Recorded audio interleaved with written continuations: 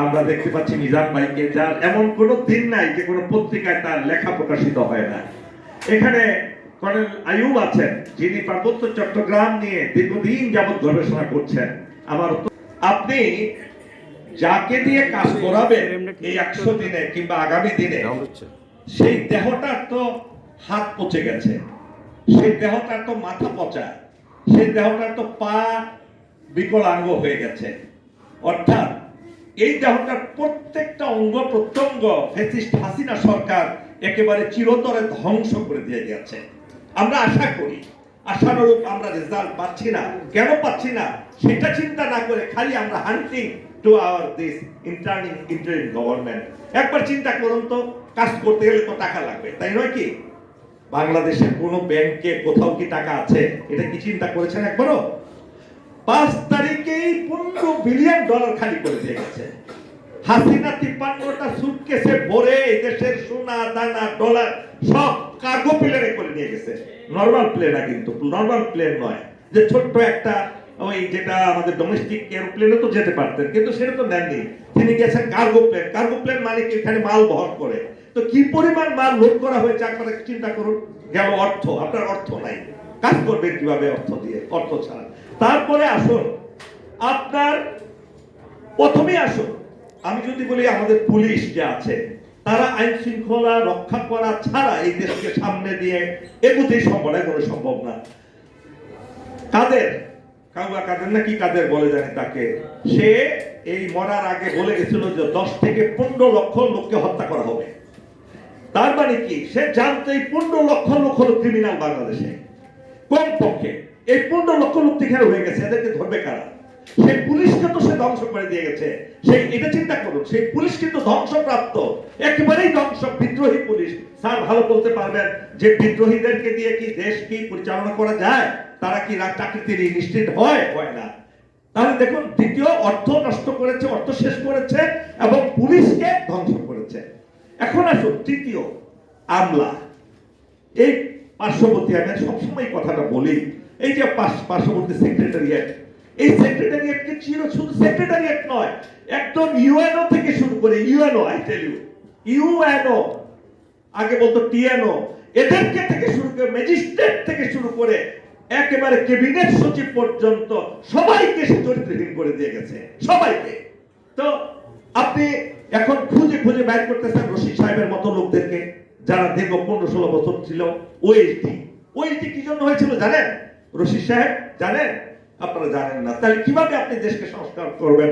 3রা নভেম্বরে একটা ওই এই যে জেলখানায়, আমি জেলখানার উপর ইনশাআল্লাহ কালকে একটা অনুষ্ঠান করব আমার চ্যানেলে।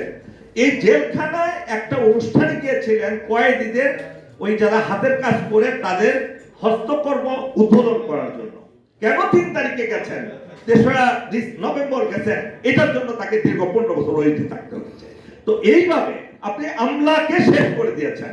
তারপরে আসুন, আপনি এই যে শিক্ষা ব্যবস্থার কথা পরে আসে, বিচার ব্যবস্থা, যাদেরকে আপনি যেহেতু এই পুলিশকে ধ্বংস করেছেন, পুলিশটা কাকে অ্যারেস্ট করবে? 15 লক্ষ লোককে অ্যারেস্ট করার ক্ষমতা আছে বর্তমানে? পারবেন না। জেলখানাগুলো একটাও এই 15 লক্ষ লোককে দেখার তাদের সঙ্গী নাই, আরো বেশি অ্যারেস্ট করতে হবে। তারপরে আসুন বিচার ব্যবস্থা কি কিছু ছিল? মানিক মিয়ার মতো লোক যদি কোনো বিচার ব্যবস্থায় থাকে, সেটা কি বিচার থাকে কিনা বলেন তো? আমি কথা বললে আরো আমার কথাগুলো আপনারা চিন্তা করবেন। আমি যে কথাগুলো বললাম হয়তো কেউ বলবে না, কিন্তু 100 দিনে আপনি চাচ্ছেন অনেক কিছু, কিন্তু আমি যে হাতে দিব ওই হাতটা আমার নষ্ট, যে পা দিয়ে কাজ করবো সে পাটা আমার নষ্ট, যে মাথা দিয়ে কাজ করবো সে মাথা আমার নষ্ট। সুতরাং সেই নষ্ট পচা লোক থেকে আবার অন্তর্বর্তীকালীন সরকারের প্রধান উপদেষ্টা বের করে আনছেন নষ্ট লোকগুলোকে বিভিন্ন পদে বসানো। আমার শব্দটা চয়নটা হয়তো একটু বেশি গুরুতর হয়ে যাচ্ছে, বাট আপনি যদি চিন্তা করেন ফারুকের মতো লোক যদি সেখানে উপদেষ্টা হয়ে কাজ করে, তার তো মাথা নষ্ট, তার পা নষ্ট, তার অন্তর নষ্ট, চরিত্রহীন একটা লোককে আপনি যদি বলেন এক দেশ পরিচালনা করার জন্য, আপনি কি তাদের কাছে আশানুরূপ কিছু পাবেন না। আমি আর কিছু বলতে চাই না, কেননা এখানে সবাই কথা বলতে হবে। আমি সবাইকে সুযোগ দেওয়ার জন্য, আমার কথা ছিল আর অনেক, 1 ঘন্টা যদি বলি আপনারা শুনবেন, আমি জানি দেশের জন্য কাজ দিবে। আর আমার মতো একটা খুব নগণ্য একজন লোক এই দীর্ঘ 15 বছর সমস্ত রিস্ক নিয়ে যে যুদ্ধ করেছি, প্রতিনিয়ত এখনো যুদ্ধ করে যাচ্ছি, নিজের খেয়ে নিজের পরে, কোনো কিছু চাওয়া পাওয়ার জন্য নয়। আমি চেয়েছিলাম হাফেজি স্বাধীনা মুক্ত দেশ, এবং আল্লাহ সেটা করেছেন। কিন্তু এখন এই পুনর্গঠনে দেশে আমাদের সকলকে কাজ করতে হবে, এবং লিপ সার্ভিস দিচ্ছি আমরা। প্রত্যেক দিন হয়তো 10টা 15টা সেমিনার হচ্ছে। সরকার কি এখান থেকে কোনো উপাদান নিয়ে যাচ্ছেন? এখানে কি সাজেশন দিলেন? কি কি কথা বলা হচ্ছে? লিস্ট কি আমরা সরকারের কাছে পাঠাতে পারছি না। সুতরাং কাজ হবে না। সুতরাং আপনাদেরকে বলবো, সবাই একটা জিনিস এই দেশকে বর্তমানে রক্ষা করতে পারে, সেটা হলো বাংলাদেশের দুটি বৃহৎ দল বিএনপি এবং জামাত ইসলামী।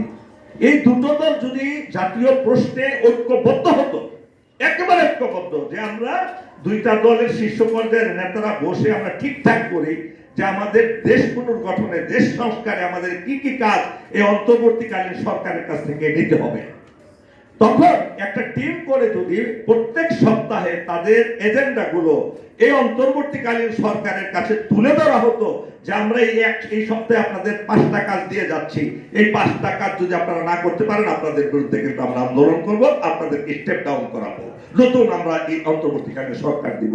প্রত্যেক সপ্তাহে যদি এই দুইটা দলের 10 জন লোক গিয়ে বসতেন সকালবেলা শনিবারে বা রবিবারে প্রধান উপদেষ্টা এবং উপদেষ্টা মন্ডলীর কাছে, তাহলে কি এই দেশে কাজ হতো কি হতো না একবার চিন্তা করে দেখবেন। আল্লাহ হাফেজ। বাংলাদেশ জিন্দাবাদ।